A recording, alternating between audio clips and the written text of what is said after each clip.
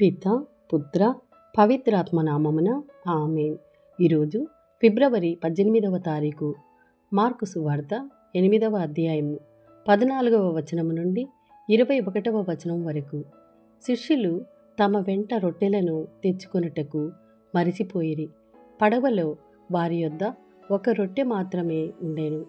పరిసయ్యుల పులిసిన పిండిని గూర్చియు హేరోదు పులిసిన పిండిని గూర్చియు జాగరూకులై ఉండు అని యేసు శిష్యులను హెచ్చరించెను. మన యొద్ద రొట్టెలు లేనందున ఆయన ఇట్లు పలికెనేమో అని వారు తమలో తాము అనుకొనిరి. యేసు దానిని గ్రహించి, రొట్టెలు లేవని మీరు ఎలా విచారించుచున్నారు? మీరింకను గ్రహింపలేదా? తెలుసుకొనలేదా?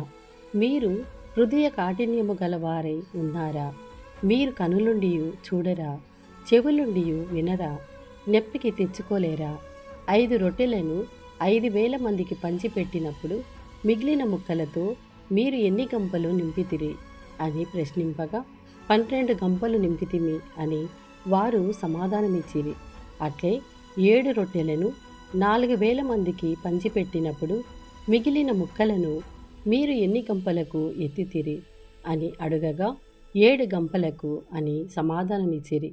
అంత మాత్రము అర్థం కాలేదా అని యేసు శిష్యులను మందలించెను. ఇది ప్రభుని వాక్కు.